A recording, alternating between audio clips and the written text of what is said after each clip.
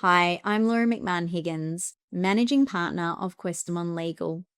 Welcome to Ask Laura, the new series where I answer your burning construction law questions. So without further ado, let's have a look at today's question. What happens when site access issues cause a contractor's works to be resequenced? Most contracts will plan their project so that they can work in the most efficient way possible. So, for example, if I am a painting contractor painting an apartment building, I'm planning to complete a whole day worth of work for my entire crew on one level and then move to another level and complete a whole day of work on a different day. If there is a situation where the principal is moving me between work fronts consistently, I may do a whole day worth of work and pay my people for that work, but actually do a lot less painting than I otherwise would have because of all the time that I'm losing in packing up and then unpacking on that different level.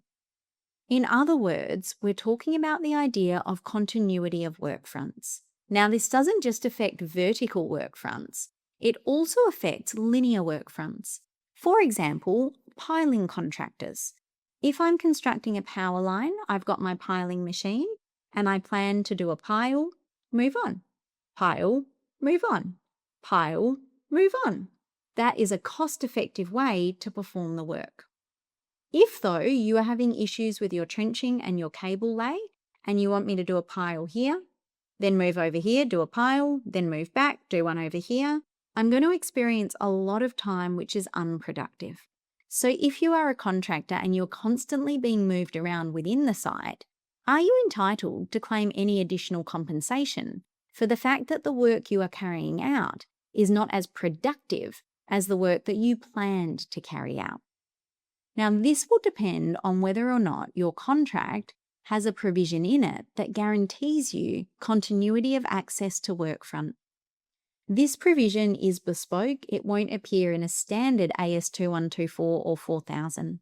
However, if we do include this provision within your contract, it will entitle you to claim where your works are not being carried out in the sequence or at the rate that you originally planned. If you're a contractor and you want to see what one of these clauses looks like so that you can include it next time, please get in touch because I'd be happy to help. That wraps up another episode of Ask Laura. If you found this helpful, please follow along for more content. If you have a question, drop it in the comments or send me an email. Your topic might be the next episode of Ask Laura.